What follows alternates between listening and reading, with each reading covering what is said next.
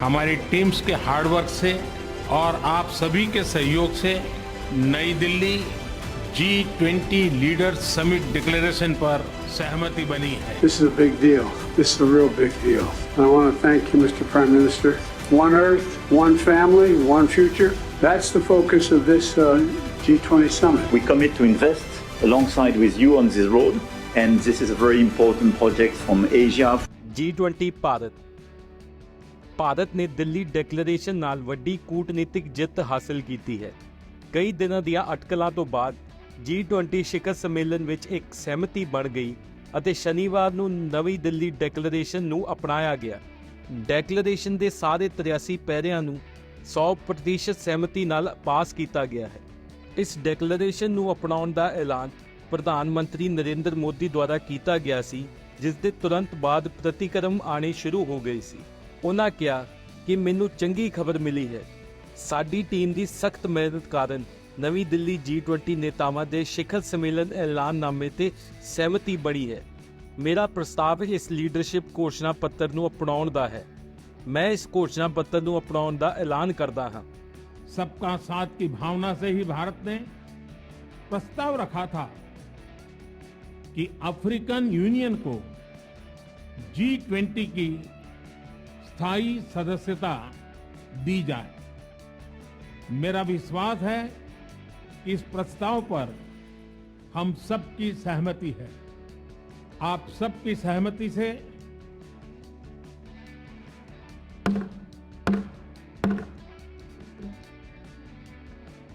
आगे की कार्रवाई शुरू करने से पहले ਇਸ ਮੌਕੇ ਤੇ ਸਾਡੇ ਅਧਿਕਾਰੀਆਂ ਮੰਤਰੀਆਂ ਨੂੰ ਵਧਾਈ, ਜਿਨ੍ਹਾਂ ਨੇ ਇਸ ਲਈ ਸਖਤ ਮਿਹਨਤ ਕੀਤੀ ਅਤੇ ਇਸ ਨੂੰ ਸੰਭਵ ਬਣਾਇਆ। ਇਸ ਦੌਰਾਨ ਲਏ ਗਏ ਇਤਿਹਾਸਿਕ ਕਦਮਾਂ ਵਿੱਚ ਅਫਰੀਕਨ ਯੂਨੀਅਨ ਨੂੰ G20 ਦੇ ਪੂਰਨ ਮੈਂਬਰ ਵਜੋਂ ਸ਼ਾਮਲ ਕਰਨਾ, ਇੱਕ ਗਲੋਬਲ ਬਾਇਓਫਿਊਲ ਗੱਠਜੋੜ ਦੀ ਸ਼ੁਰੂਆਤ, ਜਿਸ ਵਿੱਚ ਭਾਰਤ, ਅਮਰੀਕਾ ਤੇ ਬ੍ਰਾਜ਼ੀਲ ਸੰਸਥਾਪਕ ਮੈਂਬਰ ਵਜੋਂ ਹੋਣਗੇ, ਅਤੇ ਭਾਰਤ ਮੱਧ ਪੂਰਬ ਯੂਰਪ ਆਰਥਿਕ ਗਲਿਆਰੇ ਯਾਨੀ India middle East Europe economic corridor ਦੀ ਘੋਸ਼ਣਾ ਵੀ ਸ਼ਾਮਿਲ ਹੈ। ਸਾਊਦੀ ਦੇ ਨਿਵੇਸ਼ ਮੰਤਰੀ ਖਾਲਿਦ ਬਿਨ ਅਬਦੁਲ ਅਜ਼ੀਜ਼ ਨੇ ਕਿਹਾ ਕਿ India middle East Europe corridor ਦੁਨੀਆ ਦੇ ਸਿਲਕ ਅਤੇ ਸਪਾਈਸ ਰੂਟਾਂ ਨਾਲੋਂ ਵੀ ਜ਼ਿਆਦਾ ਮਹੱਤਵਪੂਰਨ ਹੋਵੇਗਾ। ਇਹ ਕੋਰੀਡੋਰ ਨਾ ਸਿਰਫ ਭਾਰਤ ਅਤੇ ਯੂਰਪ ਨੂੰ ਨੇੜੇ ਲਿਆਵੇਗਾ, ਸਗੋਂ ਸਸਤਾ ਅਤੇ ਤੇਜ਼ ਵਪਾਰ ਵੀ ਸਮਰੱਥ ਕਰੇਗਾ। ਇਹ ਪਾਣੀ ਅਤੇ ਰੇਲਵੇ ਨੈਟਵਰਕ ਰਾਹੀਂ ਵਪਾਰ, ਊਰਜਾ ਅਤੇ ਸੰਚਾਰ ਵਿੱਚ ਕ੍ਰਾਂਤੀ ਲਿਆਏਗਾ।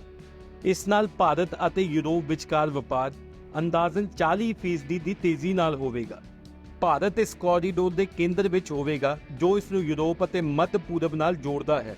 ਇਹ ਨਾ ਸਿਰਫ ਬੁਨਿਆਦੀ ਢਾਂਚੇ ਅਤੇ ਸੰਚਾਰ ਵਿੱਚ ਸੁਧਾਰ ਕਰੇਗਾ, ਸਗੋਂ ਰੁਜ਼ਗਾਰ ਦੇ ਨਵੇਂ ਮੌਕੇ ਪੈਦਾ ਕਰੇਗਾ ਅਤੇ ਨਵੀਂ ਸਪਲਾਈ ਚੇਨ ਵੀ ਬਣਾਏਗਾ। ਇਹ ਕੋਰੀਡੋਰ 2047 ਤੱਕ ਭਾਰਤ ਨੂੰ ਇੱਕ ਵਿਕਸਿਤ ਦੇਸ਼ ਬਣਨ ਵਿੱਚ ਮਦਦ ਕਰਨ ਵੱਲ ਇੱਕ ਵੱਡਾ ਕਦਮ ਹੈ। ਨਵੀਂ ਦਿੱਲੀ ਦੇ ਨੇਤਾਵਾਂ ਦੇ ਐਲਾਨਨਾਮੇ ਦੀਆਂ ਮੁੱਖ ਵਿਸ਼ੇਸ਼ਤਾਵਾਂ ਕੀ ਹਨ? G20 ਦੇ ਨੇਤਾਵਾਂ ਵਿਚਕਾਰ ਵਿਵਾਦ ਦਾ ਸਭ ਤੋਂ ਵੱਡਾ ਸੰਭਾਵੀ ਕਾਰਨ ਰੂਸ-ਯੂਕਰੇਨ ਯੁੱਧ ਤੇ ਸ਼ਬਦਾਵਲੀ ਸੀ।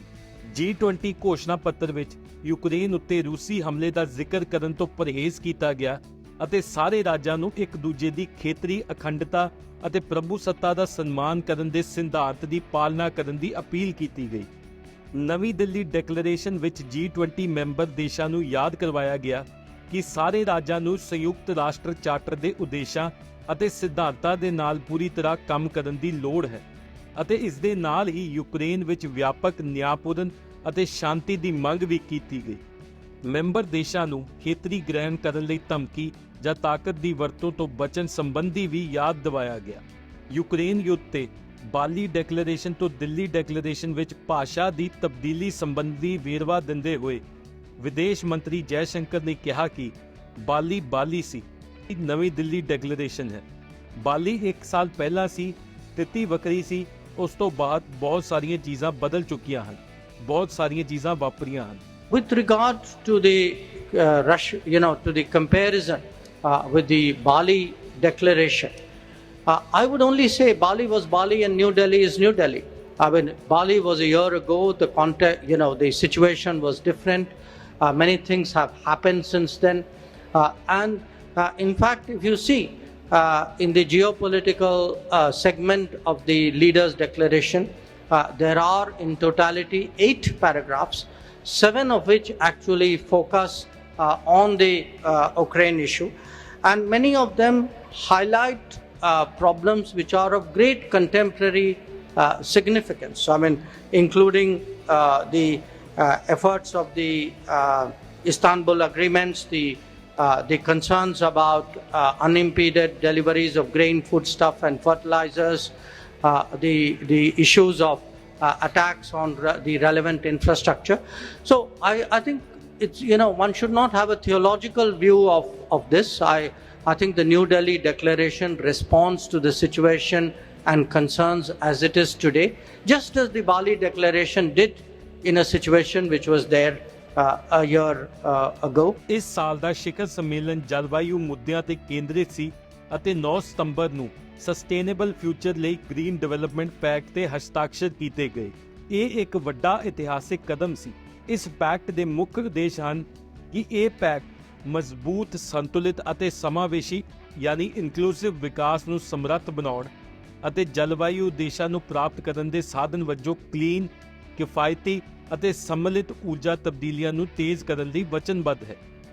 ਇਹ 2030 ਤੱਕ ਵਿਸ਼ਵ ਪੱਧਰ ਤੇ ਰੀਨਿਊਏਬਲ ਊਰਜਾ ਸਮਰੱਥਾ ਨੂੰ 3 ਗੁਣਾ ਕਰਨ ਸੰਬੰਧੀ ਕੰਮ ਕਰਨ ਲਈ ਵੀ ਵਚਨਬੱਧ ਹੈ। ਇਸ ਪੈਕਟ ਵਿੱਚ 2019 ਦੇ ਪੱਧਰ ਦੇ ਮੁਕਾਬਲੇ 2030 ਤੱਕ ਗ੍ਰੀਨ ਹਾਊਸ ਗੈਸਾਂ ਦੇ ਨਿਕਾਸ ਨੂੰ 43% ਘਟਾਉਣ ਦਾ ਵਾਅਦਾ ਕੀਤਾ ਗਿਆ ਹੈ। G20 ਨੇਤਾਵਾਂ ਨੇ 2050 ਤੱਕ ਜਾਂ ਇਸ ਦੇ ਆਸ-ਪਾਸ ਕਾਰਬਨ ਨਿਊਟਰੈਲਿਟੀ ਨੂੰ ਪ੍ਰਾਪਤ ਕਰਨ ਲਈ ਵਚਨਬੱਧ ਕੀਤਾ ਹੈ, ਜਿਸ ਦਾ ਮਤਲਬ ਹੈ ਕਿ ਰਾਸ਼ਟਰ 2050 ਤੱਕ ਕਾਰਬਨ ਨਿਊਟਰਲ ਬਣਨਾ ਚਾਹੁੰਦੇ ਹਨ। ਇਸ ਦੇ ਨਾਲ ਹੀ 2030 ਤੱਕ ਨਿਕਾਸ ਵਿੱਚ ਕਮੀ ਨੂੰ ਯਕੀਨੀ ਬਣਾਉਣ ਲਈ ਸਸਟੇਨੇਬਲ ਡਿਵੈਲਪਮੈਂਟ ਨੂੰ ਲਾਜ਼ਮੀ ਬਣਾਉਣ ਤੇ ਜ਼ੋਰ ਦੇਣ ਲਈ ਕਿਹਾ ਗਿਆ ਹੈ। ਇਹ ਇਸ ਪੈਕਟ ਦੇ ਕੁਝ ਮੁੱਖ ਬਿੰਦੂ ਹਨ। ਇਹ ਇੱਕ ਬਹੁਤ ਹੀ ਇਤਿਹਾਸਿਕ ਪੈਕਟ ਹੈ ਜੋ ਭਾਰਤ ਦੀ ਵਾਤਾਵਰਣ ਪ੍ਰਤੀ ਵਚਨਬੱਧਤਾ ਨੂੰ ਦਰਸਾਉਂਦਾ ਹੈ। ਹੁਣ ਤੱਕ 19 ਦੇਸ਼ ਅਤੇ 12 ਅੰਤਰਰਾਸ਼ਟਰੀ ਸੰਗਠਨ ਸ਼ਾਮਿਲ ਹੋਣ ਲਈ ਸਹਿਮਤ ਹੋ ਗਏ ਹਨ। ਪ੍ਰਧਾਨ ਮੰਤਰੀ ਮੋਦੀ ਨੇ ਗਲੋਬਲ ਬਾਇਓਫਿਊਲ ਅਲਾਇੰਸ ਵਿੱਚ ਸ਼ਾਮਿਲ ਹੋਣ ਵਾਲੇ ਮੈਂਬਰ ਦੇਸ਼ਾਂ ਦਾ ਧੰਨਵਾਦ ਕੀਤਾ ਹੈ। ਉਹਨਾਂ ਕਿਹਾ ਕਿ ਗਲੋਬਲ ਬਾਇਓਫਿਊਲ ਅਲਾਇੰਸ ਦੀ ਸ਼ੁਰੂਆਤ ਸਥਿਰਤਾ ਅਤੇ ਸਾਫ਼ ਊਰਜਾ ਵੱਲ ਸਾਡੀ ਖੋਜ ਸੰਬੰਧੀ ਇੱਕ ਵੱਡਾ ਇਤਿਹਾਸਿਕ ਕਦਮ ਹੈ। ਡੈਕਲੇਰੇਸ਼ਨ MSMEs ਦੁਆਰਾ ਦਰਪੇਸ਼ ਚੁਣੌਤੀਆਂ ਨੂੰ ਸਵੀਕਾਰ ਕਰਦਾ ਹੈ। ਨੇਤਾਵਾਂ ਨੇ ਬਹੁਪੱਖੀ ਵਿਕਾਸ ਬੈਂਕਾਂ, ਮਲਟੀਲੈਟਰਲ ਡਿਵੈਲਪਮੈਂਟ ਬੈਂਕਸ ਨੂੰ ਮਜ਼ਬੂਤ ਕਰਨ ਲਈ ਵਚਨਬੱਧਤਾ ਜਤਾਈ ਹੈ, ਜੋ ਕਿ ਭਾਰਤ ਦੀ G20 ਪ੍ਰੈਜ਼ੀਡੈਂਸੀ ਦਾ ਮੁੱਖ ਏਜੰਡਾ ਸੀ। ਘੋਸ਼ਣਾ ਪੱਤਰ ਵਿੱਚ ਮੈਂਬਰ ਦੇਸ਼ਾਂ ਨੇ ਘੱਟ ਅਤੇ ਮੱਧ ਆਮਦਨ ਵਾਲੇ ਦੇਸ਼ਾਂ ਵਿੱਚ ਕਰਜ਼ੇ ਦੀਆਂ ਕਮਜ਼ੋਰੀਆਂ ਨੂੰ ਪ੍ਰਭਾਵਸ਼ਾਲੀ, ਵਿਆਪਕ ਅਤੇ ਯੋਜਨਾਬੱਧ ਤਰੀਕੇ ਨਾਲ ਹੱਲ ਕਰਨ ਲਈ ਵੀ ਸਹਿਮਤੀ ਜਤਾਈ ਹੈ।